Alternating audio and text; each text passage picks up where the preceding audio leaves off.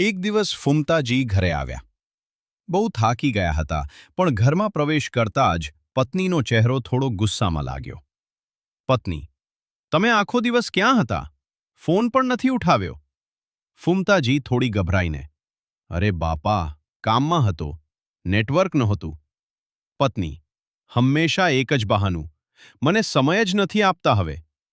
ફુમતાજીને થોડું ગુસ્સો આવ્યું. હું આખો દિવસ મહેનત કરું છું, તમારા માટે જ. બંને વચ્ચે વાત વધી ગઈ. થોડીવાર માટે શાંતિ છવાઈ ગઈ. થોડી મિનિટ પછી ફુમતાજી ક્વાયટલી રસોડામાં ગયા અને ચા બનાવી.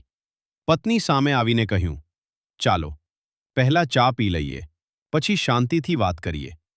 પત્નીનો ગુસ્સો ધીમે ધીમે ઓસર્યો. બંને બેઠા, વાત કરી, અને સમજ્યા કે સમસ્યા સમયની નથી, સમજવાની છે.